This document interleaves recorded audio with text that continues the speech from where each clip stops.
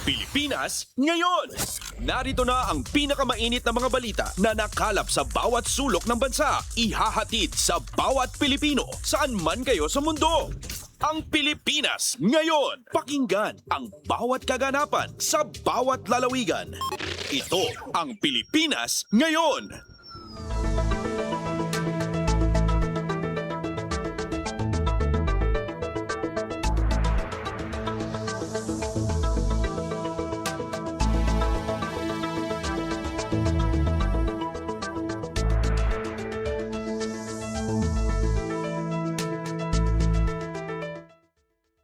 Magandang araw Pilipinas at sa mga Pilipinong naaabot ng online streaming at shortwave broadcast ng Radyo Pilipinas World Service.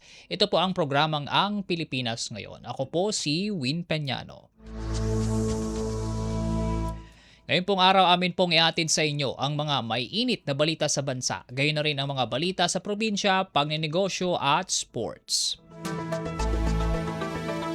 Kapaload din po sa ating programa maya-maya ang panayam kay National Irrigation Administrator Eduardo Eddie Guillen para manghingi po ng update sa mga dam ng NIA matapos ang sunod-sunod na pag-ulan nitong mga nakaraang araw.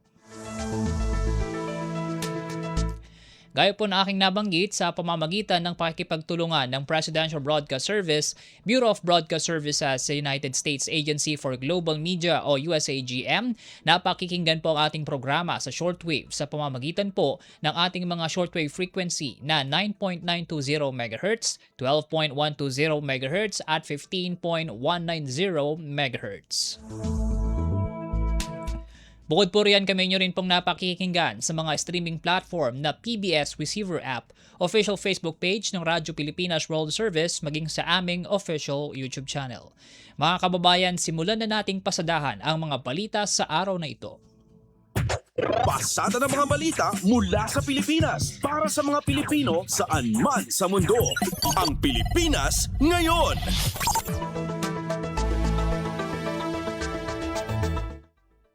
Una sa ating balitaan ngayong araw, isinailalim sa state of calamity ang ilang lugar sa bansa dahil sa naging epekto ng mga pag-ulang dulot ng habagat. Kabilang dito ang bayan ng Montalban sa Rizal at sa lungsod ng Dagupan sa Pangasinan. Sa Montalban, kasalukuyang ginagamit ang ilang paaralan bilang evacuation centers para sa mga residente na apektado ng pagbaha.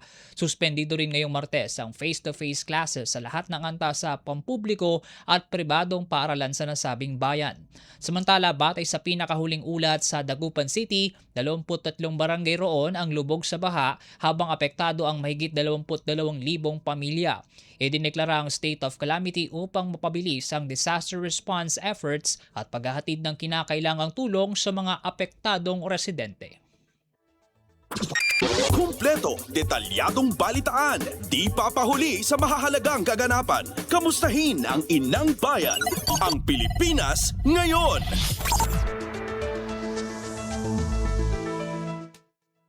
Sa kaugnay na balita, mahigit isang buwan ang dami ng ulan na bumuhos sa Luzon sa loob ng 9 na araw.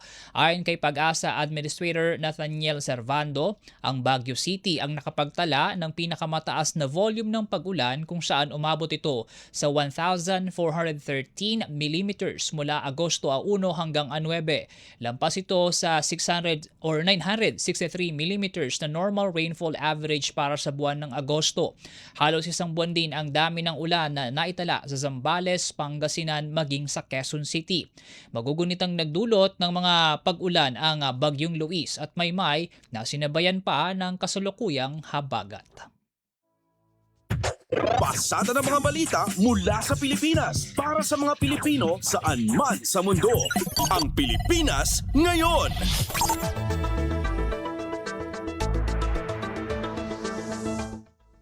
Samantala, patuloy na binabantayan ng Pag-asa ang isang bagyo na nasa labas ng bansa na may international name na Peilu. Mababa ang tsansa na pumasok ito sa Philippine Area of Responsibility at magkaroon ng direktang epekto sa anumang bahagi ng bansa. Sa ngayon, patuloy pa rin ang pagbugso-bugso at malalakas na pag-ulan na dala ng habagat, partikular sa kanlurang bahagi ng Luzon. Inaasahang hihina na ang habagat sa mga susunod na araw. Magiging maaliwalas naman subalit posible rin ang localized thunderstorm sa Visayas at Mindanao sa bandang hapon o gabi. Kumpleto, detalyadong balitaan, di papahuli sa mahahalagang kaganapan. Kamustahin ang inang bayan, ang Pilipinas ngayon.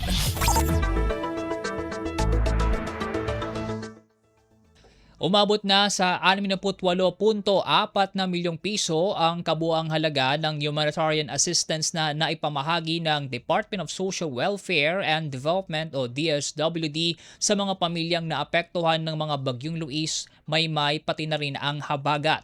Kasama na sa ipinamahagi sa mga apektadong komunidad ang nasa 88,347 family food packs, 6,199 ready-to-eat food boxes at 4,397 non-food items. Ayon sa DSWD, kabilang sa mga lugar na nakatanggap ng augmentation assistance ang National Capital Region, Cordillera Administrative Region, Ilocos Region, Cagayan Valley, Central Luzon, Calabarzon, Mimaropa, Bicol Region, Western Visayas at Zamboanga Peninsula. Una na ring nag-ikot si DSWD Secretary Rex Gatchalian sa ilang evacuation sites sa Bulacan at Cavite upang personal na alamin ang lagay ng mga naapektuhan ng habagat. Tiniyak nitong walang tigil ang pagpreposition ng kagawaran ng relief supply sa iba't ibang bahagi ng bansa upang agad matugunan ang augmentation request ng mga lokal na pamahalaan.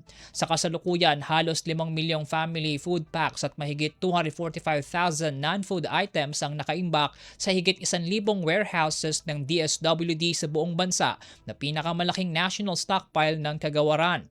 Ito'y alinsunod sa direktiba ni Pangulong Ferdinand R. Marcos Jr. na maagang magposisyon ng relief supplies bago pa man tumama ang kalamidad. Pasada ng mga balita mula sa Pilipinas para sa mga Pilipino saan man sa mundo. Ang Pilipinas ngayon.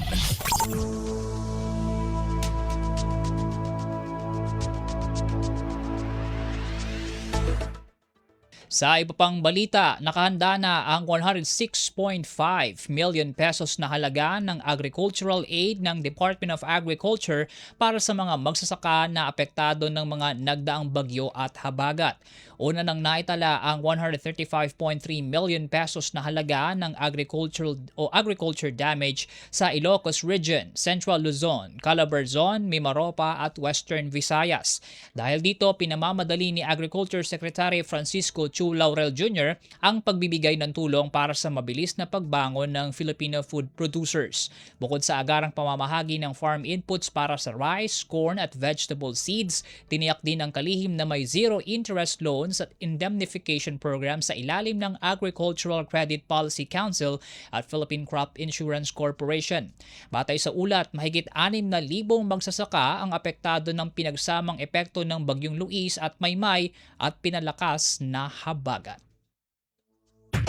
Pasada ng mga balita mula sa Pilipinas para sa mga Pilipino saan man sa mundo.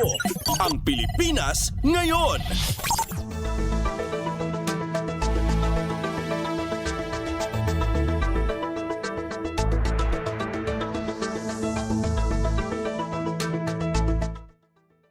Tiwala ang Department of Agriculture na maliit lamang ang epekto ng mga pag-ulan sa supply ng pagkain sa bansa.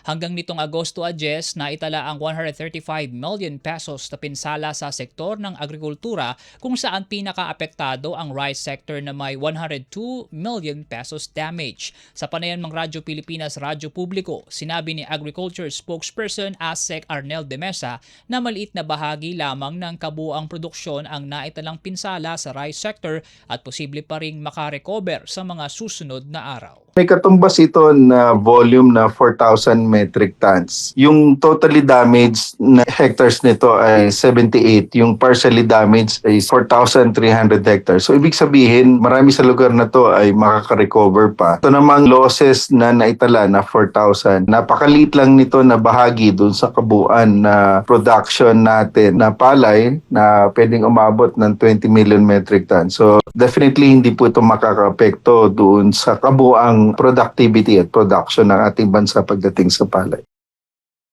The Agriculture spokesperson ASEC Arnel de Mesa. Kumpleto, detalyadong balitaan, di papahuli sa mahahalagang kaganapan. Kamustahin ang inang bayan, ang Pilipinas ngayon.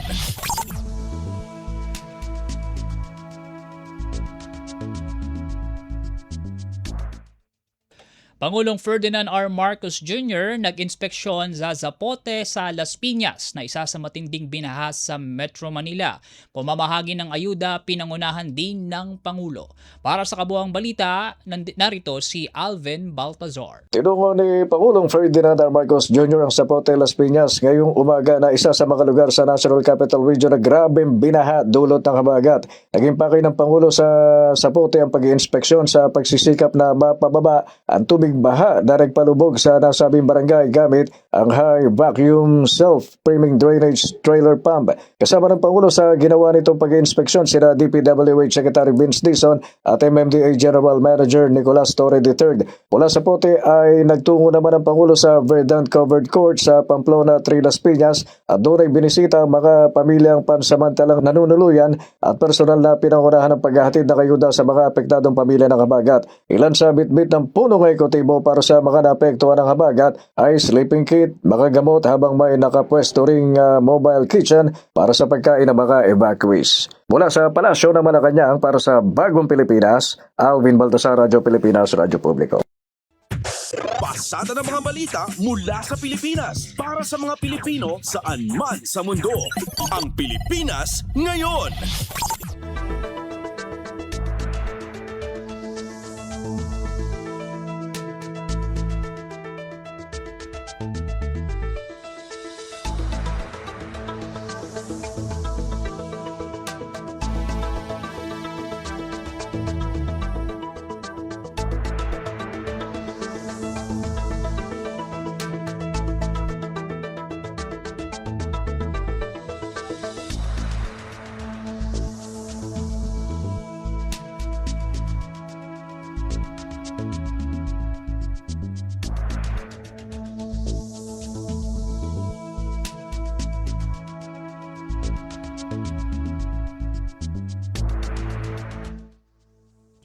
Sa iba pang balita, patuloy ang isinasagawang pagtugon ng Metro Manila Council sa mga inisyatiba ng pamahalaan, partikular ang pagpapaigting pa sa Oplan kontra baha. Sa panayam ng Radyo Pilipinas, Radyo Publiko kay Metro Manila Council President at San Juan City Mayor Francis Zamora, sinabi nitong malaki na ang nakita nilang improvement lalo na sa mga lugar sa Metro Manila na agad nalulubog sa baha sa mga panahon na labis ang pag-uulan.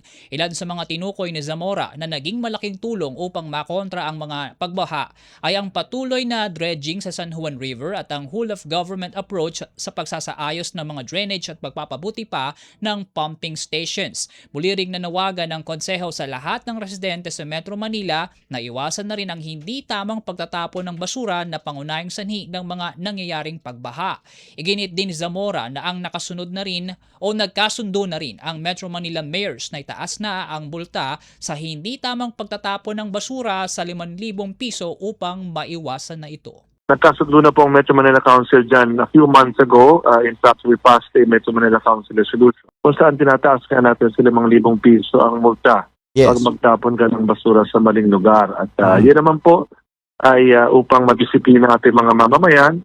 Hindi dapat ituring basurahan ng ating mga ilog at creek. Dapat po tayo magtapon ng basura sa mga tamang lugar. Immediately, when we pass that resolution, ang San Juan po ay nag-amyenda na ng ordinansa. Sinagad na nga namin sa 5,000 pesos. Under the local government code, the maximum penalty for any ordinance of a city ay 5,000 pesos. Napayag ni Metro Manila Council President at San Juan City Mayor Francis Zamora. Kumpleto, detalyadong balitaan, di papahuli sa mahahalagang kaganapan. Kamustahin ang inang bayan, ang Pilipinas ngayon. Ngayon po ay kasama na natin sa linya ng komunikasyon ang administrador po ng National Irrigation Administration o NIA, walang iba kundi si Admin Eduardo Eddie Guillen. Admin Eddie, magandang araw po. Si Win Peñano po ito ng Radyo Pilipinas World Service. Hi, Sir Will, naibag na wala po. Opo. Good afternoon po sa ating lahat. Opo. Admin Eddie, nito pong mga nakarang araw ay tuloy-tuloy po yung pagbuhos po ng ulan sa bansa. Dala po nung habagat, pati po nung bagyong Luis tsaka nung bagyong Maymay. Bali sa ngayon po ba, kamusta naman po yung lagay ng mga irigasyon po na pinangangasiwaan po ng NIA? Alam niyo naman na pag umulan, yan nga po ang gusto-gusto ng mga irigasyon natin na may high dams, ano? Katulad po sa itong Yupris, itong Mada, itong Pantabangan Dam, at saka yung Magat Dam natin sa Isabela. So, yung Pantabangan nga natin po ay malayo pa para mapuno, no? Sa tansya po, around 100, nasa 30 meters pa ang kailangan niyang itaas, ano? At yung Magat, around mga 14, higit 10 meters pa ang kailangan pa niya. So, despite po na malalakas ang ulan at nagpupusta ng baha sa ibang lugar, dito po sa mga area natin na may high dams, ay nakakatulong po na malaki yung mga dams natin para po maiwasan yung floods. At the same time, nag-iipon na po tayo ng tubig para magamit natin during the dry season. Opo. Admin Gillian, matanong ko lang po kasi yung bulto po ng ulan na binuhos po nitong habagat at the same time nito pong bagyong Maymay at Luis ay dito po sa Luzon. Kamusta naman po yung mga dam na pinangangasiwaan po ng NIA dyan po sa bahagi po ng Visayas tsaka po Mindanao? Well, karamihan po, okay, sa Visayas, maganda dyan, nandun na yung Halaor natin, ano? Yung Halaor Dam, again, isa rin yun na nakakatulong po para makontain yung tubig natin, yung tubig baha natin. But yung iba po kasi natin is mga diversion dam lamang siya.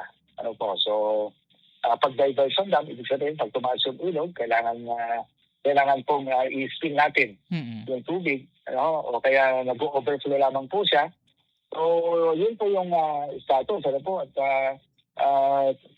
monitoring naman tayo sa ating mga irrigation system. Yung mga irrigation facility po kasi natin, kapag ganyan tag-ulan na, sinasara natin po yung mga papasok sa irrigation canal natin para hindi ho masira yung ating infrastruktura. Pero, at kapag tag-ulan ho, siyempre, ang irrigasyon sa mga palayan natin, ito nga ang tubig ulan, no? So, yun po yung status. At least, masasabi ko lamang po na itong mga pag-ulan ngayon ay napupuno yung ating dam. Yan din ang kagandahan pagka-series of dams. Katulad po dyan sa parteng San Roque, yung ating San Roque Dam. Ano po? Yung San Roque Dam natin, nasa critical level na, masyado na mababa dati. Ano? Pero meron siyang dalawang dam sa taas, yung Ambuklaw at saka yung Binga. Siyempre, yung nagpakawala itong dalawang dam na ito ng tubig. Talagang tuwang-tuwa kami dahil tumaas yung elevation po ng San Roque Dam. Na siya pong magpapatubig naman malaking bahagi ng ating sakahan dito naman po sa Pangasinan area. Itong ating sa Angat, balita ko tumataas na rin yung Angat, pero alam niyo po yan, hindi po kasi sa NIA yan, ano? Power generation po yan, tsaka sa MWSS. Pero balita namin, tumataas na rin yung kanyang level. Opo. Admin Gillian, matanong ko na rin po kasi alam naman po natin na itong bahagi po ng Isabela ay nakaranas po nung tinatawag na dry spell nitong, kung di ako nagkakamali, nitong Hunyo at nagdeklara na rin po dyan ng state of calamity. Bali po dyan sa bahagi po ng Isabela, kamusta na po yung pagbibigay natin ng patubig sa ating mga magsasaka at iba pang mga agriculture dyan sa may bahagi po ng probinsya na iyan? Alam nyo, ang critical level ng dam natin dyan is around 160 meters above sea level. No? Pero ngayon, halos aabot na sa 180. Meaning, tumaas na siya ng almost 20 meters. At yung napapatubigan ng NIA ngayon ay, of course, napapatubigan na natin ng buo yan. At kaya po tumibay na yung ating production dyan, ano? Dahil may laman na yung ating mga dams. And for sure, siyempre, umuulan dyan, yung mga sahod ulan ng mga palayan dyan ay nakapatubig na din. So, again, malaking bagay po ito. Admin, batid naman po natin ngayon, nabanggit ko na rin po dito sa may bahagi nga po ng Isabela. Dito naman po sa sa interventions naman po ng NIA, ano na po yung mga naibigay natin sa ating mga magsasaka na apektado po nitong halimbawa particularly nga dito po sa sinasabi natin dito sa May Isabela, which is nagkaroon nga po sila ng dry spell. Ng El Nino. Opo. Ano na po yung mga ibinibigay nating mga tulong? Ibigay natin sa mga farmers natin dyan, ito pong assistance natin sa fuel. Yung fuel nila kasi kailangan nilang gumamit ng pumps. At yung mas malaking tulong po ng gobyerno para sa ating mga magsasaka ay pinapadaan ho sa Department of Agriculture, pinapadaan sa DSWD. In fact, may MOA nga rin kami with DOLE, para yung mga farmers natin na hindi makapagsaka, magbibigyan po ng tupad yung trabaho from the Department of Labor and Employment. So, ang approach naman po ng ating Pangulong Ferdinand Marcos Jr. po dito ay convergence effort ng iba't ibang agency para po mas madaling matanggap na tulong ng ating mga magsasaka. Opo. Admin, siguro matanong ko na rin po ito kasi given na ngayon ay kung di ako nagkakamali, isinumitin na po ng DBM yung National Expenditure Program po para po sa 2027. Ano po yung sa tingin nyo na mga pondo or nakikita nyo mga proyekto na yung gusto nyo pong makamit pagdating po ng 2027? Base po dito sa ipapasa po na budget po ng pamahalaan. Una sa lahat po, yung mga legacy projects ng ating Pangulo ay napunduhan naman, yung Balog-Balog Dam, yung sa Tarlac, yung Inisait, yung Ilocos Irrigation, Abra Irrigation Project, yung itong ang laki lang binigay nilang pondo dito sa completion ng Halaor Dam, Panay River Basin, at sa Mindanao, ang daming naibigay na pondo para sa Mindanao, yung para sa Pulangi River natin, para doon sa Region 12. Yung nakita ko talaga yung suporta ng ating Pangulong BBM dito sa irigasyon ay napakalaki. In fact, yung nakita ko sa net, usually yan, pagdating ng GAA na, bago pang lumalaki yan dahil yung nakikita nilang pwedeng katulad last year, sabi ng ating Pangulo, teka muna, tingnan natin yung ibang flood control din at tigil muna yan. Sabi niya, dalhin na lang natin sa irigasyon. So, ang laki ng naging increase ng budget po natin last year dahil dito mo makikita yung lagi kong sinasabi ito, yung kasabihan, put your money where your mouth is. Ang Pangulo natin, sabi niya, priority po ang agriculture. Alam naman natin ang kailangan ng agrikultura para maitaas ang productivity sa irigasyon. So, talagang ramdam po namin yung 100% support ng ating Presidente sa media, lalo na sa ating budget. Opo. With that, maraming salamat po, Admin Guillen, sa napahiram niyo pong oras sa amin ngayong araw. Thank you po. Opo. Maraming salamat po. At inyo pong napakinggan ang ating panayam kay Administrator Eduardo Eddie Guillen po ng National Irrigation Administration o NIA. Pasada ng mga balita mula sa Pilipinas para sa mga Pilipino saan man sa mundo. Ang Pilipinas ngayon.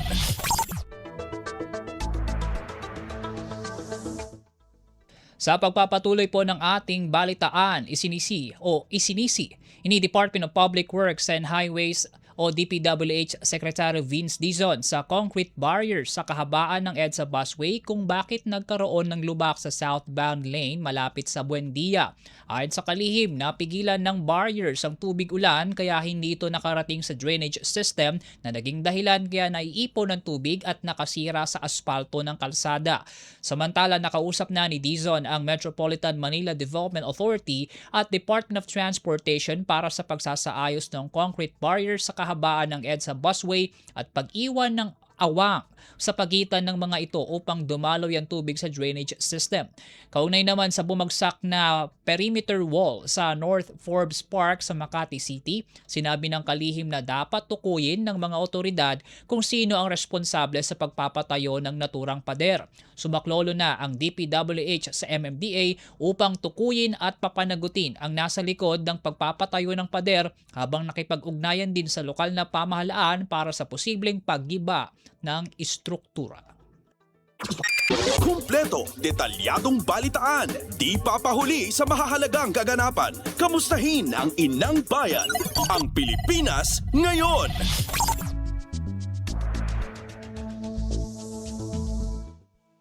Sa iba pang balita, sisilipin ng Office of the Ombudsman ang inilaang 60 billion pesos na pondong ibinuhos sa mga flood control projects sa Cebu sa nakalipas na 6 na taon. Ito'y bunsod ng patuloy pa ring matinding pagbaha sa probinsya. Ayon kay Ombudsman Jesus Crispin Remulla, nakapagtataka na kahit pa napakalaki ng pondong inilaan sa flood control project sa probinsya ay hindi pa rin nasolusyonan ang mga pagbaha na patuloy na nararamdaman hanggang sa ngayon. Ani Remulla, mahalagang malaman kung ano nga ba ang naging mali sa mga proyekto at kung may korupsyon nga bang nangyari kaya hindi na ipatupad ng maayos ang mga proyekto. Isa umano sa mga pangunahing dahilan ng kanyang pagbisita sa Cebu ay upang tingnan kung may katotohanan ang mga natanggap nilang ulat na may irregularidad sa paggasta ng pondo para sa flood control projects sa probinsya. 5% went to, the bulk of it went to 7th district, no? And 25% of it also went to a leading contractor, no? A leading contractor, Kirante. And that should be a lot of money to control the flooding. But apparently, the past month, flooding happened again here in Cebu. So we have to look at what's happening. Is it the design? Is it the execution? Or is it just corruption? Yan ang pahayag ni Ombudsman Jesus Crispin Remulla. Pasada ng mga balita mula sa Pilipinas para sa mga Pilipino saan man sa mundo. Ang Pilipinas ngayon.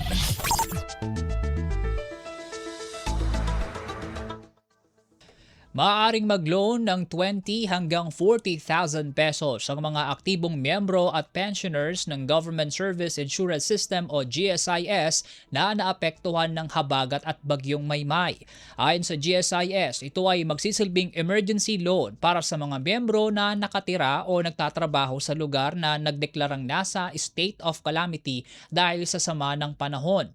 Para sa mga miyembro na wala pang existing loan, maaaring makahiram ng hanggang 20,000 pesos na may interest na hanggang 6%. Maaari naman itong bayaran ng 1 hanggang 3 taon. Para naman sa mga may existing loan, makakapag-avail ng hanggang 40,000 pesos ngunit bahagi nito ay ilalaan na pambayad ng existing loan at ang iba naman magagamit na ng miyembro.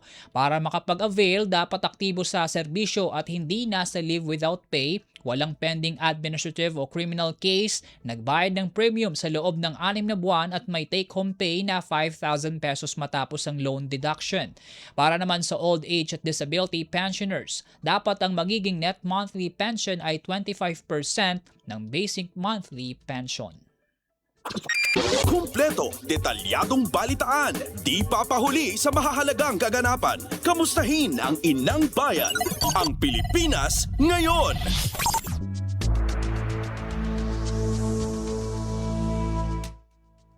Nagpatupad na ang National Housing Authority o NHA ng 1 buwang automatic moratorium sa housing loan amortization at lease payments ngayong Agosto para sa mga kwalipikadong residential account holder sa mga proyekto ng ahensya na apektado ng habagat.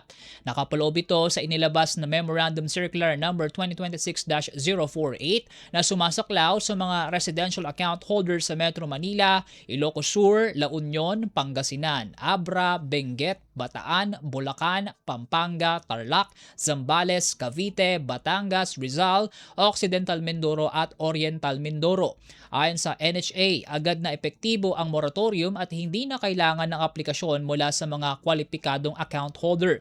Sa panahon ng moratorium, suspendido ang accrual ng penalties, interest at surcharges at walang ipapataw na delinquency charges. Magsisimula muli ang regular na pagbabayad ng amortization at lease obligation sa Setyembre 1 ng taong kasalukuyan. Pasada ng mga balita mula sa Pilipinas para sa mga Pilipino saan man sa mundo. Ang Pilipinas ngayon.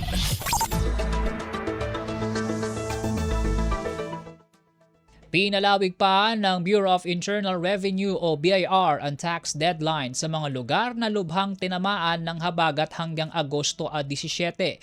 Sakop nito ang lahat ng statutory tax deadlines na orihinal na may due date sa pagitan ng Agosto 10 at Ang tax relief ay para sa taxpayers na rehistrado sa ilalim ng Specific Revenue District Offices o RDOs na nakaranas ng malalakas na pag-ulan sa lugar. Sakop nito ang 58 BIR offices at units, kabilang ang 53 regular RDOs at 5 large taxpayer audit and excise divisions. Matatagpuan ang mga ito sa Metro Manila, Ilocos Sur, La Union, Pangasinan, Abra, Apayao, Benguet, Ifugao, Kalinga, Mountain Province, Bataan, Bulacan, Pampanga, Tarlac, Zambales, Cavite, Batangas, Rizal at Mindoro.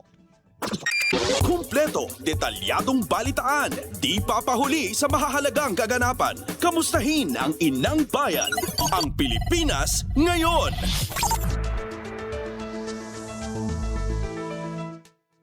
Sa iba pang balita, natanggap na ni Pangulong Ferdinand R. Marcos Jr. ang 7.2 trillion pesos na National Expenditure Program o NEP sa susunod na taon. Personal na isinumite ni Budget Secretary Kim Robert De Leon sa Pangulo ang NEP nitong Lunes. Ayon kay Palace Press Officer Yusek Claire Castro, alinsunod ang budget sa temang People-Centered Growth for an Inclusive and Resilient Future na layuning mapakinabangan ng mga Pilipino. Nakatuon ang budget sa edukasyon, kalusugan, kabuhayan, seguridad at pagpalakas ng mga komunidad alinsunod sa temang People-Centered Growth for Inclusive and Resilient Future. Layunin nitong gawing mas kapaki-pakinabang ang bawat pisong pampublikong pondo sa pamamagitan ng mas mahusay na serbisyo at mas maraming oportunidad para sa mga Pilipino. Palace Press Officer Yusek Claire Castro. Pasada ng mga balita mula sa Pilipinas para sa mga Pilipino saan man sa mundo. Ang Pilipinas ngayon.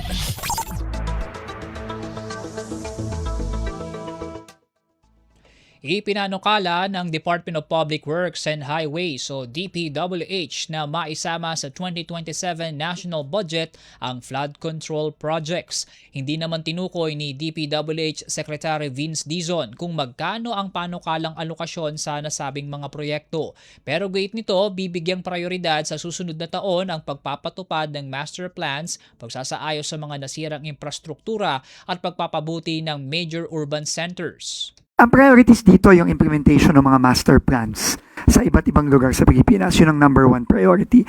And priority din dito yung pagsasaayos ng mga nasira nitong mga nakaraang taon. So, and kasama na rin dyan yung mga improvements sa mga urban centers tulad ng NCR, Cavite, Laguna, Bulacan, Cebu, and other urban centers sa buong Pilipinas. DPWH Secretary Vince Dizon.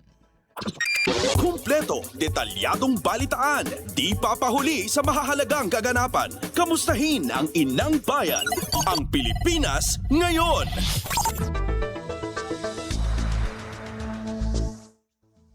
House Deputy Speaker Janet Garin pabor sa pagpapatuloy ng flood control projects. Mahigpit na safeguards para sa proyekto dapat anyang ipatupad.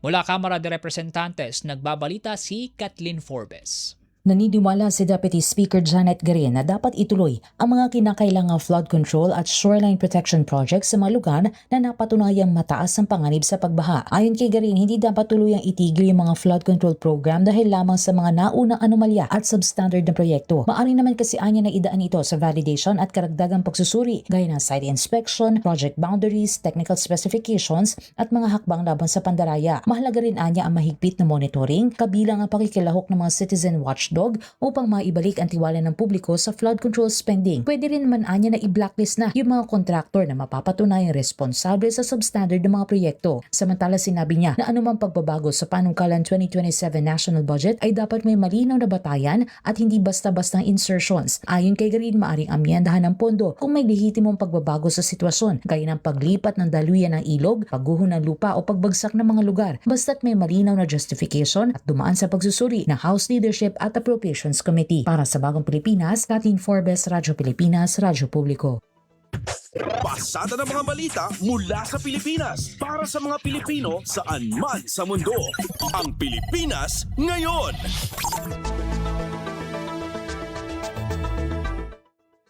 Sa iba pang balita, nagpaabot ng pagbati si dating Health Secretary Dr. Esperanza Cabral kay bagong Health Secretary Edwin Mercado.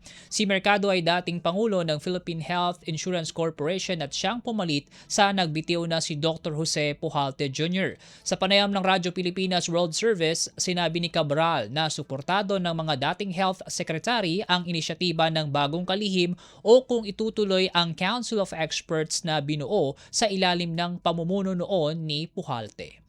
Yung pagkaka-appoint sa amin ay galing kay Secretary Briggs. Sa ngayon, sa bagong appointment, ang aming expectations ay tapos na yon. Wala na yung Council of Health Experts ngayon. Unless Dr. Mercado ay mag-decide na ganyan ng kanyang Council of Advisors or Health Experts. At kung sino man ang italaga niya doon ay we also wish them the best. Si dating Health Secretary Dr. Esperanza Cabral. Kumpleto, detalyadong balitaan, di papahuli sa mahahalagang kaganapan. Kamustahin ang inang bayan, ang Pilipinas ngayon. Sa kaugnay na balita, Senate Senior Deputy Majority Leader J.V. Ejercito suportado ang pagkakatalaga kina Dr. Edwin Mercado at Dr. Beverly Ho bilang mga bagong pinuno ng Department of Health at PhilHealth. Para sa kabuang ulat, nagbabalita si Nympha Asuncion. Suportado ni Senate Senior Deputy Majority Leader J.V. Ejercito ang pagkakatalaga kay Dr. Edwin Mercado bilang bagong kalihim ng Department of Health o DOH at kay Dr. Beverly Ho bilang bagong President at CEO ng Philippine Health Insurance Corporation o PhilHealth. Ayon kay Ejercito, umaasa siyang magagamit ni Mercado ang kanyang malawak na karanasan bilang doktor at healthcare executive para higit pang maisulong ang mga reforma sa sektor ng kalusugan. Anya, napapanahon ang pag-upo ni Mercado sa DOH dahil marami pang kailangang gawin para mapalakas at mapahusay ang mga umiiral na health reforms sa bansa. Samantala, sinabi ni Ejercito na nagkaroon na siya ng pagkakataong makatrabaho si Ho sa pagbuo ng Universal Healthcare o UHC Law kung saan nasaksihan niya ang dedikasyon nito sa pagpapabuti ng healthcare services para sa mga Pilipino. Binigyang din ni Ejercito na marami pa rin kailangang tugunan para matiyak ang mas abot kaya at kalidad na serbisyong pangkalusugan. Kabilang dito ang pagpapalawak ng zero balance billing, pagpapahusay sa mga package ng PhilHealth at pagtaas ng partisipasyon nito sa mga gastusing medikal sa ospital. Umaasa si Ejercito na sa pamumuno ni Mercado at Ho sa DOH at PhilHealth ay mas maisusulong ang layunin ng UHC Law na mabigyan ng lahat ng mga Pilipino ng dekalidad at abot kayang serbisyong pangkalusugan. Inihayag din ng senador na inaabangan niya ang pakikipagtulungan sa dalawa sa planong review sa implementasyon ng UHC Law lalo na't papalapit na ang ika-10 taon nito. Mula Senado para sa Bagong Pilipinas, Nympha Asuncion, Radyo Pilipinas, Radyo Publiko. Pasada ng mga balita mula sa Pilipinas para sa mga Pilipino saan man sa mundo. Ang Pilipinas ngayon. Naghahanda ang Commission on Elections o COMELEC sakaling may malakas na pag-ulan habang isinasagawa ang BARM Parliamentary Election sa Setyembre 14. Sangayon kasi sa Omnibus Election Code, may kapangyarihan ng COMELEC na ipagpaliban ang eleksyon dahil sa kalamidad. Ayon kay COMELEC Chair George Garcia, tinitingnan nila kung saan ililipat ang voting centers kapag may malakas na pag-ulan para matiyak na makakaboto pa rin ang mga residente. Kumpiyansa naman ng opisyal na makapagpapadala ng resulta kahit may bagyo o pag-ulan at hindi mapipigilan ang data transmission dahil gumagamit sila ng high-quality Starlink systems. Hindi rin anya nakikitang mababasa ang mga electronic paraphernalia at kagamitan dahil secured ang mga ito sa kanilang mga warehouse. Kumpleto, detalyadong balitaan, di papahuli sa mahahalagang kaganapan. Kamustahin ang inang bayan, ang Pilipinas ngayon.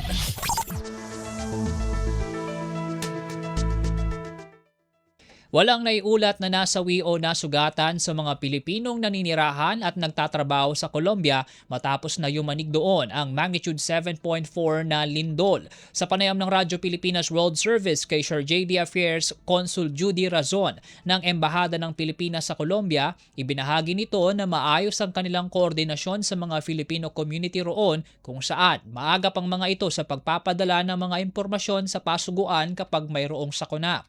Ayon kay Consul Razon, Razon. Batay sa talaan ng embahada, mayroong 119 na Pilipinong naninirahan at nagtatrabaho sa Colombia. Samantala, bilang bahagi ng kanilang jurisdiksyon ang kalapit na mga bansang Venezuela at Ecuador na nakaramdam din ng pagyanig, kinumusta rin ng embahada ang mga Pilipino roon na kalaunan ay pinagbigay alam na nasa maayos din silang kalagayan. Kasunod ng lindol, nagpaalala ang pasuguan sa mga Pilipino sa rehiyon na patuloy pa ring sundin ang mga paalala ng pamahalaan para sa kanilang seguridad at kaligtasan. Sa kagandahang balita po wala po tayong na-receive na any casualties or injured Filipinos. Maaga po silang nag-report sa ating group chat which has been very, very effective. Nag-communicate din po kami sa ibang areas of jurisdiction natin like Venezuela and Ecuador. Okay po sila sa Venezuela. Sa Ecuador po, naramdaman lang daw po sa ibang part ng Quito, which is the capital of Ecuador, pero hindi naman pa daw po malakas. Ngayon po ay meron na tayong 119 recorded Filipinos in Colombia. Wow. Yan ang pahayag ni Sir JD Affairs Consul Judy Razon mula sa Embahada ng Pilipinas sa Colombia. Pasada ng mga balita mula sa Pilipinas para sa mga Pilipino saan man sa mundo. Ang Pilipinas ngayon. At yan po ang mga pangunahing balita sa ating bansa. Samantala sa pagbabalik po ng Ang Pilipinas Ngayon, papasadahan naman natin ang mga ulat sa probinsya sa pamamagitan ng ating mga kapatid na himpilan mula Luzon hanggang Mindanao. Magandang araw, si Dingdong Dantes po ito. Binahaba ang bahay mo. May simple checklist ako para sa'yo. Una, check your outlets. Tignan kung walang cable na basa o nakababad sa baha bago buksan ang main switch. Pangalawa, check your surroundings. I-check kung may mga naipong tubig sa mga paso o gulong o iba pang maaaring bahaya ng lamok para maiwasan naman ang pagkalat ng dengue. And last, but definitely not the least, i-check ang sarili at ang pamilya. Kumonsulta sa health center o sa inyong doktor kung may nararamdamang sakit. Check, check, check! Ingat always, mga kababayan. #panatag ang may alam. Maging panatag Pilipinas.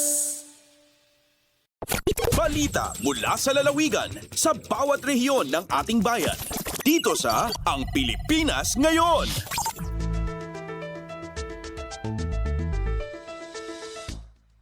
Sa pagpapatuloy ng ating balitaan, dakuan naman natin ang mga balita sa probinsya. Una sa ating balitang probinsya, pagiging bayani ni dating Ilocos Norte Governor Roque Ablan Sr., partikular sa edukasyon at kalayaan ng mga Ilocano, binigyang pugay ni DepEd Secretary Arsenio Balisacan. Para sa kabuang detalye ng balitang yan, narito ang ulat ni Rani Dorilag mula Radyo Pilipinas Lawag.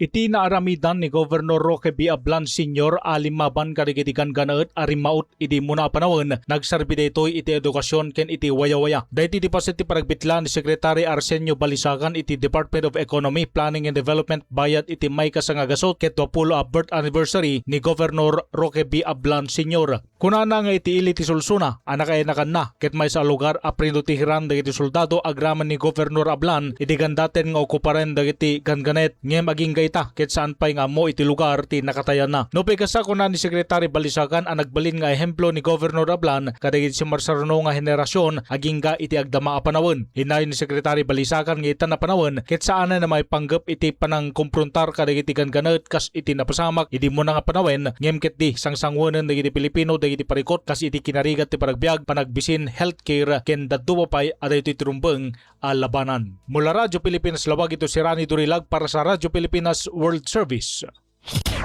Balita mula sa lalawigan sa bawat rehiyon ng ating bayan. Dito sa Ang Pilipinas Ngayon. Salamat Rani. Samantala, balita naman sa La Union. Department of Health Ilocos nakaalerto sa mga sakit na dala ng habagat. Para sa detalye, narito si Albert Kawile ng Radyo Pilipinas sa Go. Agtaltalinaad nga alerto ti Department of Health Ilocos Center for Health Development kadagiti posible nga epekto ti salunat ti agtultuloy a panagtudo agapuanan ti habagat. Sigon iti nasaw nga ahensya agtultuloy ti panakikoordinar na kadagiti Provincial Department of Health Offices tapno masigurado ti madagdagos ken agtultuloy a panakasungbat dagiti kasapulan iti salunat dagiti komunidad a naapektaran iti kalamidad. May naig di epekto ti bagyo ni Luis ken Maymay kastamaten ti habagat. Nagiwaras ti DOH Ilocos kadagiti kangronan nga alikamen ken health supplies kas kanayunan na suporta kadagiti lugar a mabalin a makapadas ti layus panagbakwit ken dumapay nga epekto ti nakaro a panawen. Dagiti naiwaras sa supply ket pakairamanan dagiti jerrycan, hygiene kits, agas ken dumapay nga alikamen iti salunat a mabalin nga usaren iti emergency ken evacuation operations. Agtultuloy ti panang-monitor ti DOH Ilocos CHD Operations Center iti kasasad dagiti apektado a lugar tapno dagos a mailasin dagiti kasapulan ken may patungpal dagiti may tutupasong bat iti salunat. Mabalakadan ti publiko nga agtalinad nga alerto ken suruten dagiti balag dagiti otoridad tapno maliklikan ti piggad iti salunat bayat nga agtultuloy ti epekto ti habagat. Manipod RP Ago, Albert Kawile para ti Radyo Pilipinas World Service. Balita mula sa lalawigan sa bawat rehiyon ng ating bayan. Dito sa Ang Pilipinas Ngayon. Salamat Albert. Samantala mula Luzon, baba naman tayo sa Kabisayaan. Department of Health Region A target ang 95% na vaccination coverage para sa Ligtas Tigdas 2026 program. Para sa kabuang ulat, narito si Pen Pomida ng Radyo Pilipinas Borongan. Target ng Department of Health Eastern Visayas Center for Health Development o DOH-8 nga maabot ang 95% vaccination coverage han mga kwalipikado nga kabataan ha rehiyon pinaagyan Ligtas Tigdas 2026. Ini ang gintagan doon ni DOH-8 Regional Director Dr. Exuperia Sabelberino ha regional launching han programa ha Dolores Eastern Samar han Agosto 10. Sumalakan sa Belberino target han kampanya ang mga kabataan nga edad 6-59 kabulan nga makakakarawatan measles, rubella o MR vaccine ngan vitamin A bisan kon nabakunahan na hadto. Ha Eastern Visayas, maabot ha 400,000 nga kabataan ang target mabakunahan. Sobra 44,000 ha Eastern Samar ngan sobra 3,000 ha Dolores. Sumalakan sa Belberino nga importante ang 95% nga coverage base makabot ang herd immunity ngan balikyan ang pagsaranghan T+ ngan posible nga outbreak. Tikang Agosto 10 tubto 28 maglilibot ang mga health worker ha mga barangay purok ngan hard to reach areas base masiguro nga waray bata nga mahibibilin. Ginaghat ni sa Belberino ang mga kag-anak nga dadon ang ira mga anak ka mga vaccination site ngan ginpasarig nga talwas ngan epektibo ang mga bakuna. Gindigo ng liwat niya nga kinahanglan ang pagburubligan gobyerno ngan komunidad base maprotektaran ang kabataan kontra T+ ngan rubella. Tikang didia syudad han Borongan, inihi Penelope Pumida para Radyo Pilipinas World Service. Balita mula sa lalawigan sa bawat rehiyon ng ating bayan. Dito sa Ang Pilipinas Ngayon. Salamat Pen mula Samar, baling naman tayo sa Leyte. Kampanya kontra Tigdas at Rubella, pinalakas sa bayan ng Sogod sa Southern Leyte. Si Gemma Destrisa Narit ng Radyo Pilipinas Sogod sa detalye.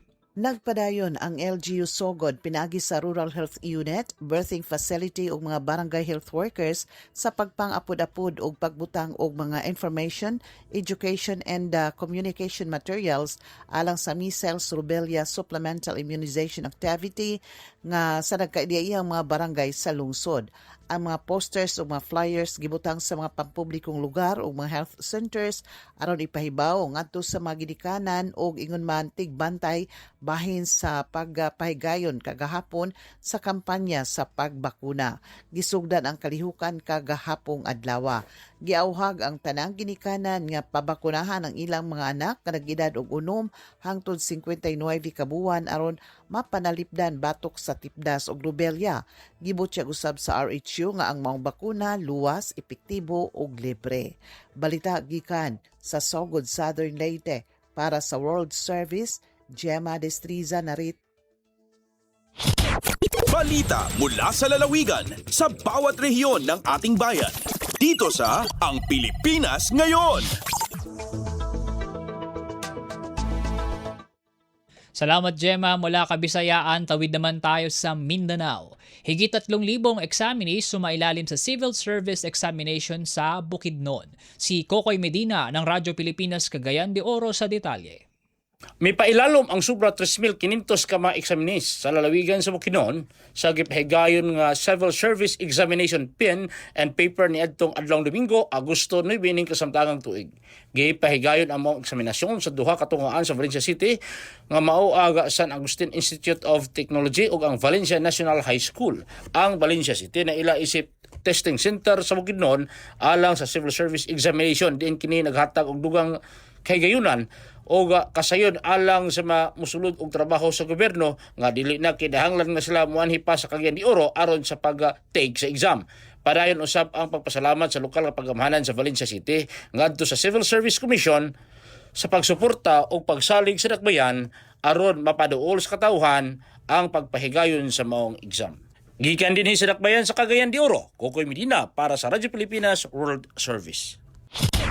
Balita mula sa lalawigan sa bawat rehiyon ng ating bayan. Dito sa Ang Pilipinas Ngayon. Salamat Kokoy mula Cagayan, baling naman tayo sa Zamboanga. Mindanao Development Authority nakipag-ugnayan sa Bureau of Fisheries and Aquatic Resources National Mariculture Center upang pagtibayin ang agri-fishery industry sa Western Mindanao. Para sa detalye, nagbabalita si Justin Bulanon ng Radyo Pilipinas Zamboanga. Yaman junto el Mindanao Development Authority o MINDA Area Management Office sa Western Mindanao na Bureau of Fisheries and Aquatic Resources o BFAR National Mariculture Center para conducir al capacity building training acerca de Mariculture Park de Ciudad del Panabo, Davao del Norte. Alcanza na 25 stakeholders estaba na mga gobyerno lokal de Isabela de Basilan o Lutanga, Talusan Imabuhay na Zamboanga Sibugay, Zamboanga State College of Sciences and Technology o ZSC-MST al partisipan na aktibidad. Ya kompleta el mga partisipante con el mga intensive module acerca de Mariculture Park Management, Marine Fish Cage Operation y Fingerlings Production.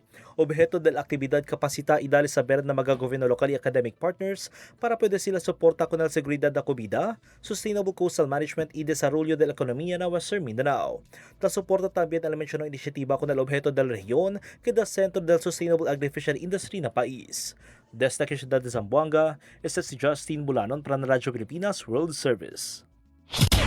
Balita mula sa lalawigan sa bawat rehiyon ng ating bayan. Dito sa Ang Pilipinas Ngayon. Salamat Justin mula Zamboanga, kabig naman tayo sa Lanao del Norte. Bagong liderato ng National Commission on Muslim Filipinos Northern Mindanao nagsimula na mas pinalakas na serbisyo para sa Muslim community sa Iligan, Tiniyak. Para sa detalye nagbabalita si Alwidad Bashir ng Radyo Pilipinas Marawi. Opisyal nang may takeover sa iyang katungdanan isip bagong head sa NCMF Region 10, Iligan City Field Office si Chief Jamaluddin P. Muti. Si Muti nga Development Management Officer 5 sa Peace Building and Conflict Resolution Division, gitudlo sa mong posisyon pinaagi sa Office Order No. 26-08-904 Series of 2026 nga gipagawas ni NCMF Secretary sa Budin and Abdurrahim.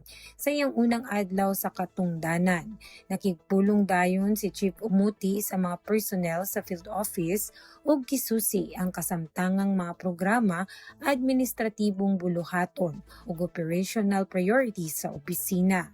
Kabahin kini sa paningkamot sa NCMF Northern Mindanao nga mapalig-on ang presensya niini sa Iligan City, mapauswag ang koordinasyon sa mga local partners ug masiguro nga mas epektibong mahatod ang mga programa og serbisyo ngadto sa Muslim Filipino community. Ubos sa paggiya sa regional office gilauman ng mas lig-ong nga partnership ug mas responsive na serbisyo alang sa komunidad. Mula sa Iligan City, ako si Alwidad Bashir para sa Radyo Pilipinas World Service. Balita mula sa lalawigan sa bawat rehiyon ng ating bayan. Dito sa Ang Pilipinas Ngayon. Salamat Alwidad mula Lanao del Norte, dakuha naman natin ang Lanao del Sur. Mga kandidato sa 2026 BARM parliamentary elections nagkaisa sa Peace Covenant para sa mapayapa at mapagkakatiwalaang halalan sa rehiyon.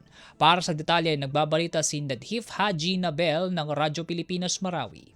Isinagawa kahapon na August 10, 2026 sa Provincial Capital ng Lanao del Sur ang Peace Covenant, Interfaith Rally, Peace Caravan, Candidates Forum at Interagency Stakeholders and Key Leadership Engagement bilang paghahanda sa nalalapit na BARM Parliamentary Election. Dinaluhan ito ng mga kandidato at iba't ibang sektor sa pangunguna ng COMELEC Lanao del Sur kasama ang mga miyembro ng Police Regional Office at BARM Command Group sa pangunguna ni Regional Director Police Brigadier General Christopher M. Abisha. Nagkaisa ang mga kandidato sa panawagan para sa isang mapayapa, maayos at kredibleng halalan at nangakong igagalang ang kagustuhan ng mga botante anuman ang resulta. Ang BARM Parliamentary Election ay nakataktang ganapin sa September 14, 2026. Para sa Bagong Pilipinas, Muhammad Nadhif Haji Nabil, Radyo Pilipinas, Radyo Publiko. Balita mula sa lalawigan sa bawat rehiyon ng ating bayan. Dito sa Ang Pilipinas Ngayon. At yan po mga pangunahing balita sa ating mga kapatid na himpilan sa iba't ibang dako ng bansa. Samantala mula Balitang Probinsya, tunguhin naman natin ang mga maiinit na balita sa larangan ng pagninegosyo at kalakalan na ihahatid sa atin ni Steph Vicente sa pagbabalik po yan ng Ang Pilipinas Ngayon, makalipas lamang po ang ilang paalala. Mabilisang trivia, dagdag talino. Heto na ang Dagling Kaalaman. Mga kababayan, maging alerto sa rainfall advisories ng Pag-asa. Yellow Rainfall Advisory. Kapag malakas ang ulan, mula 7.5 hanggang 15 mm sa loob ng isang oras, mag-ingat dahil posible itong magdulot ng pagbaha sa mababang lugar. Orange Rainfall Advisory. Mas malakas na ulan, mula 15 hanggang 30 mm. Malaki ang posibilidad ng pagbaha, kaya maghanda at maging alerto. Red Rainfall Advisory. Emergency na ito. Higit 30 mm ng ulan sa loob ng 3 oras o higit pa. Kapag nakataas ang red advisory sa inyong lugar, huwag mag-aksaya ng oras. Agad na lumikas para sa kaligtasan ng inyong pamilya. Maging handa, makinig sa abiso at laging unahin ang kaligtasan. Kaunting kaalaman na malaking dagdag talino. Abangan muli ang susunod na Dagling Kaalaman. This is a public service announcement. Discipline is the key. Umiwas sa aksidente sa daan. Ang pagmamaneho ay may kaakibat na responsibilidad, hindi basta mapaandar lang ang sasakyan. Kilatisin ang sarili, ang kahandaan sa manibela, siguruhing inyong konsentrasyon ay hindi magagambala. Importante rin na ating laging isipin, init ng ulo ay huwag pairalin, bagkus kaligtasan ng lahat ang siyang dapat unahin. Isang mahalagang paalala mula sa Presidential Broadcast Service at Radyo Pilipinas, Radyo Publiko, 738. This is a public service announcement. From PBS, Presidential Broadcast Service at Radyo Pilipinas, Radyo Publiko, 738. Lagay ng ekonomiya, kalakalan, negosyo at iba pa. Atin ang alamin dito sa Ang Pilipinas Ngayon. Magandang araw, nagbabalik na po ang programang Ang Pilipinas Ngayon at narito na ang segmentong Balitang Negosyo at Kalakalan. Lumaki ng 30% ang agricultural trade deficit ng Pilipinas noong buwan ng Hunyo matapos umabot sa 1.06 billion US dollars ang agwat sa pagitan ng agricultural imports at exports. Yan ay ayon sa Philippine Statistics Authority o PSA. Mas mataas ito kumpara sa 803.16 million US dollars na deficit na naitala sa kaparehong buwan noong nakaraang taon. Umabot naman sa 2.47 billion US dollars ang kabuuang agricultural trade ng bansa, kung saan 71.4% ay mula sa imports at 28.6% naman sa exports. Tumaas ng 14.3% ang agricultural imports sa 1.77 billion US dollars habang bumaba naman ng 3.6% ang agricultural exports sa 706.92 million US dollars. Pinakamalaki sa mga imported agricultural commodities ang cereals na nagkakahalaga ng 441.93 million US dollars. Samantala, nanguna ang Vietnam bilang supplier ng agricultural goods mula sa ASEAN, habang Spain naman ang nangungunang source ng farm products mula sa European Union. Lagay ng ekonomiya, kalakalan, negosyo at iba pa. Atin ang alamin dito sa Ang Pilipinas Ngayon.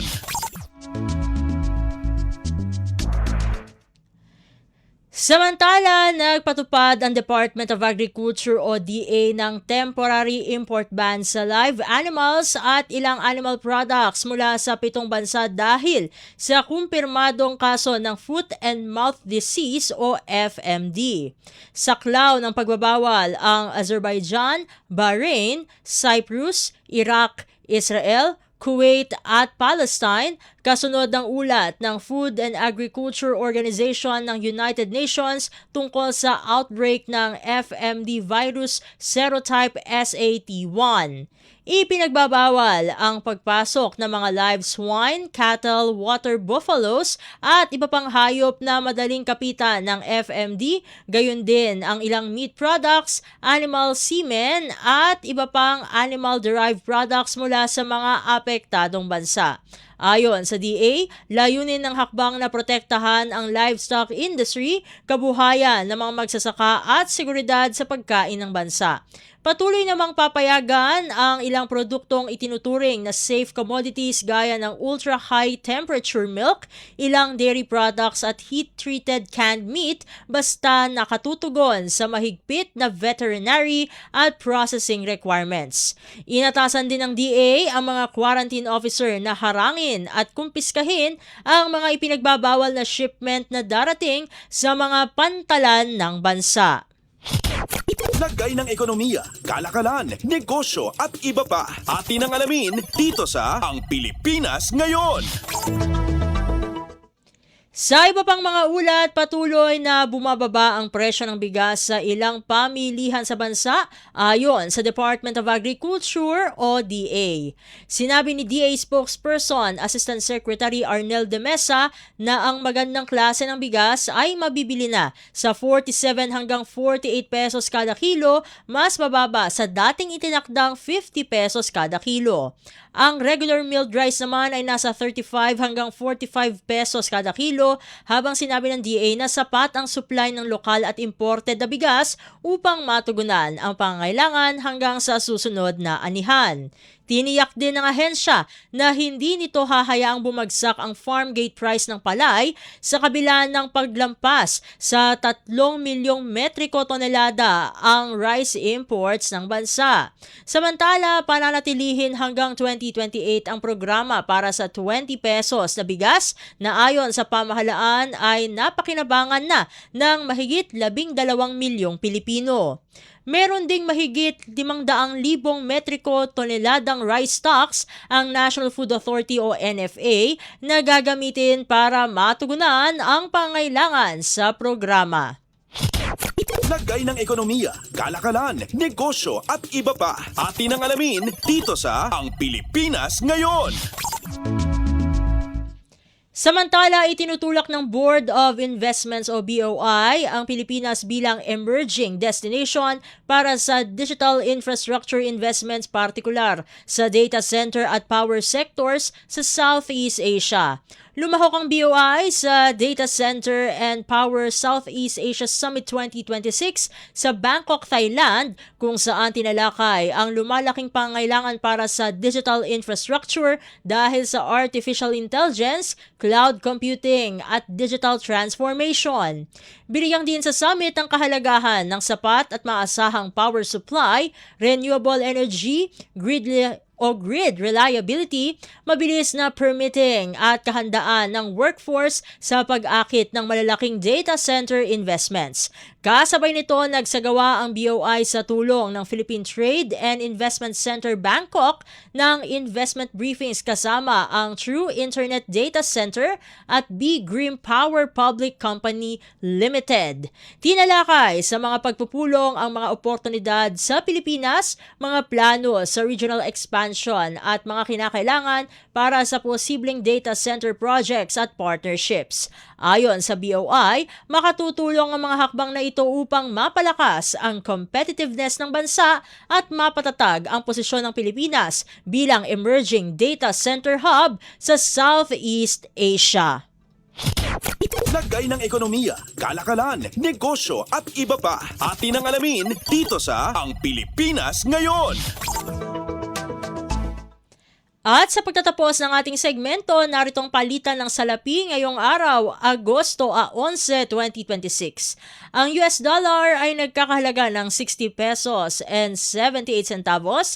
Ang Japanese yen naman ay nasa 38 centavos. Ang Singaporean dollar ay katumbas ng 47 pesos and 47 centavos habang nanatili sa 4 centavos ang South Korean won. Ang Chinese yuan ay nasa 9 pesos and 1 centavo habang nasa 7 pesos and 75 centavos naman ang Hong Kong dollar. Ang British pound ay nagkakahalaga ng 82 pesos and 10 centavos habang nasa 70 pesos and 16 centavos naman ang euro. Ang Canadian dollar ay katumbas ng 43 pesos and 60 centavos habang ang Saudi Arabian rial naman ay 16 pesos and 19 centavos. Lagay ng ekonomiya, kalakalan, negosyo at iba pa. Atin ang alamin dito sa Ang Pilipinas Ngayon. At dito na nagtatapos ang ating segmentong Balitang Negosyo at Kalakalan para sa araw na ito. Ako po ang inyong lingkod, Steph Vicente para sa Radyo Pilipinas World Service. Susunod na po ang ating segmentong Balitang Esports na ihahatid sa atin ng ating kasamang si Leo Magpayo sa pagbabalik ng Ang Pilipinas Ngayon, makalipas lamang po ang ilang mga paalala. Sa loob ng maraming taon, libu-libong pamilyang Pilipino ang walang maayos na tirahan. Hirap makakuha ng pabahay. Kung meron man, hindi angkop sa disenteng pamumuhay. Iisa ang pangarap ng bawat pamilya, ang magkaroon ng sariling tahanan. Ang mga pangarap nyo, ang pangarap din ng Pangulo. Kaya agad inilunsad ni Pangulong Ferdinand Marcos Jr. ang Pambansang Pabahay para sa Pilipino Program o 4PH. Hindi lang para magtayo ng mga bahay, kundi para ibalik ang pag-asa at dignidad ng bawat pamilyang Pilipino. Noong nakaraang linggo, binalikan ng Pangulo ang ilan sa mga housing projects sa Pampanga para tiyakin na ang bawat pamilya may tunay na pagkakataong magkaroon ng sariling tirahan at ang bawat tahanan ligtas at dekalidad. Nakakatuwa makita mo na mas maginhawa at mas maganda ang buhay ng ating mga kababayan. Dagdag pa ni Secretary Jose Ramon Aliling ng Department of Human Settlements and Urban Development. Ngayon, lahat po ng modalities. Nandiyan po yung horizontal, house and lot. Ang dignidad ng pamilya ay, lalo na ang Pilipinong pamilya, ay pag nagkaroon siya ng sarili niyang bahay. Kwento ng mga residente, dahil sa mababang interes sa pabahay, naging mas abot kaya ito para sa kanila. Ibinaba kasi ng gobyerno sa 1 to 3% ang subsidized interest rate. Para sa mga kwalipikadong benepisyaryo ng socialized housing project, aninsunod pa rin sa utos ng Pangulo. Yung mga kulang na bahay ay kagawa natin ng paraan upang lahat ng nangangailangan ng pabahay ay gagawin natin. Sa buong bansa, tuloy-tuloy ang trabaho. Isa-isang inaayos sa mga bagay na magpapagaan sa buhay ng mga Pilipino. Kasama na rito ang disente at sariling tirahan na hindi lang pangarap, kundi tahanang nabubuksan para sa bawat Pilipino. Paano nga ba mag-register para magkaroon ng schedule sa Bagong Pilipinas Presidential Action Center? Narito ang mga dapat gawin. Gamit ang iyong mobile device, pumunta sa eGovPH app. Pwede itong i-download mula sa Apple App Store o sa Google Play Store. Gumawa ng account.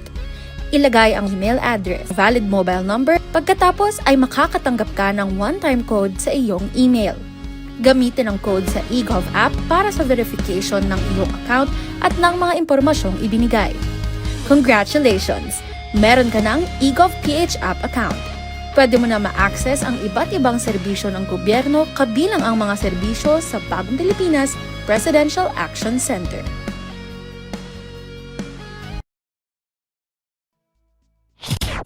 Updates at pinakahuling mga usapin sa mundo ng palakasan. Atin ang pakinggan dito sa Ang Pilipinas Ngayon.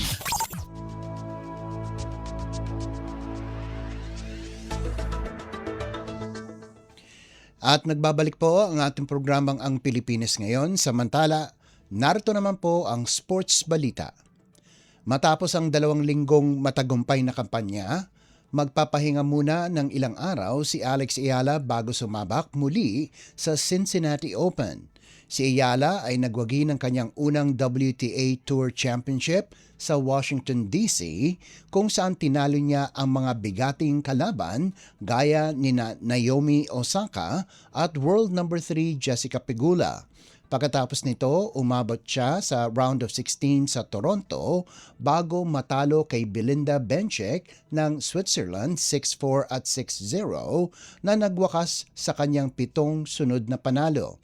Sa kabila ng pagkatalo, masaya si Ayala sa naging kampanya at tinawag itong very good week.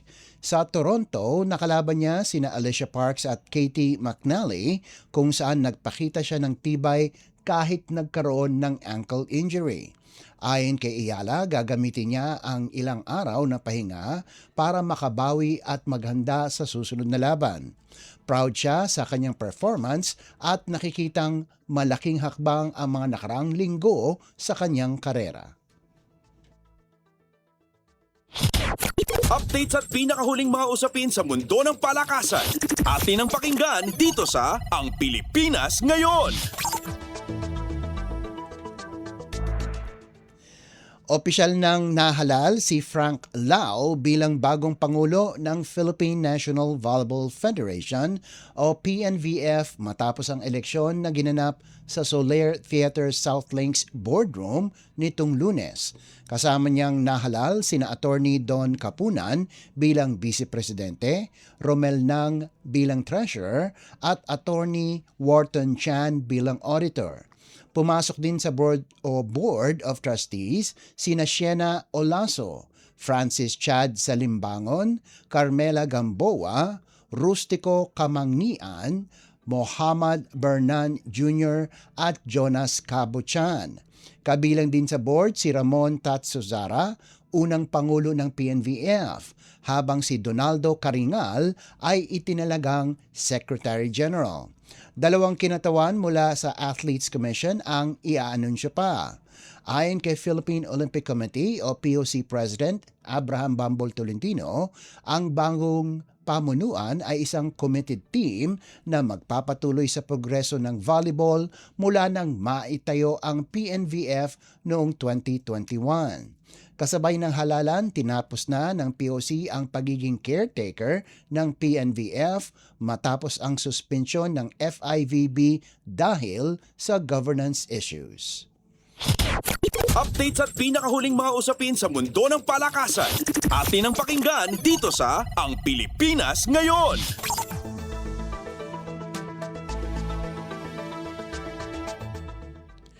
Handang-handa na ang halos kompletong talk and text tropang 5G para sa muling pagtutos kontra NLEX Road Warriors sa pagpapatuloy ng PBA Season 50 Governors Cup ngayong Martes na gaganapin sa Inares Center sa Antipolo.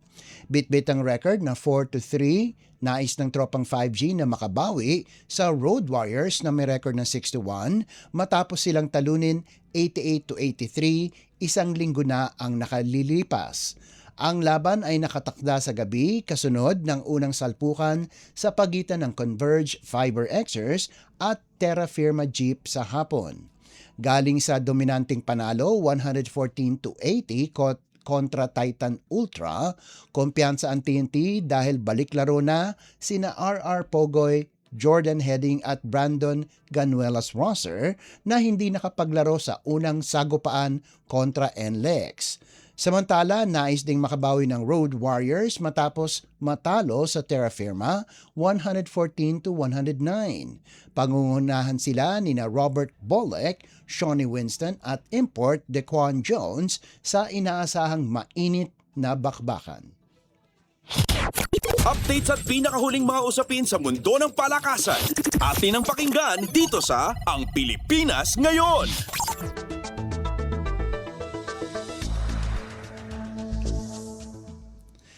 Halos nakagawa ng himala si AJ Manas bago naubusan ng hangin sa endgame at matalo kay Francisco Sanchez Ruiz ng Spain 9-10 sa last 16 ng 2026 Florida 9-ball Open sa Orlando.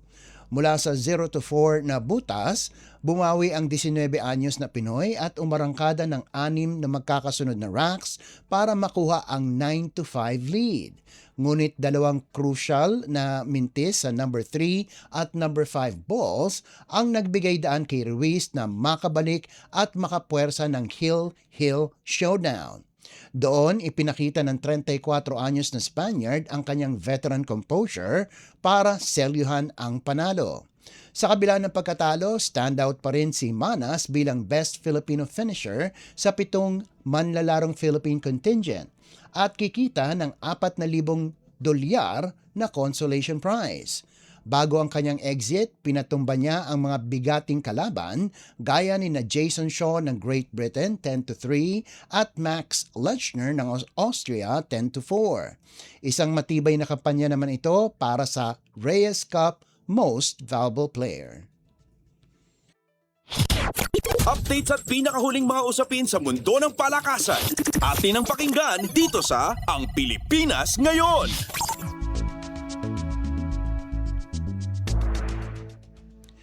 At bilang pangwakas sa ating segmentong sports balita, susubukan ng Alas Pilipinas Girls na tiyakin ang kanilang pagpasok sa round of 16 ng FIVB Volleyball Girls Under-17 World Championship sa Chile sa mahalagang laban kontra Peru ngayong Lunes sa Liceo Particular Mixto San Felipe. Bagamat pinakamababa ang rango sa Pool B bilang number 25, hawak ng Alas Girls ang 2-1 record at kasalukuyang nasa ikalawang pwesto sa likod ng world number 1 China. Historic ang kanilang panalo laban sa number 8 Mexico at number 20 Tunisia. Ayon kay team manager at assistant coach Carl Chan, malinaw sa mga manlalaro ang kanilang layunin: makapasok sa round of 16 at manatiling nakatutok sa bawat laban. Dagdag pa ni mental coach Winnet Bernardo, hindi iniisip ng koponan ang rankings kundi ang panalo sa bawat laro. Matibay ang opensa ng Alas Girls sa pangunguna nina Kyra Celis, Size Reiko, Princess Kyra Manzano, Madel Gale at Sharina Lieses. Susunod nila mga kalaban ang number 12, Venezuela. Updates at pinakahuling mga usapin sa mundo ng palakasan. Atin ang pakinggan dito sa Ang Pilipinas Ngayon.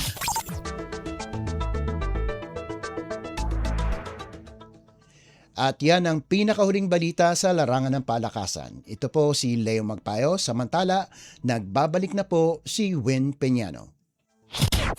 Updates at pinakahuling mga usapin sa mundo ng palakasan. Atin ang pakinggan dito sa Ang Pilipinas Ngayon.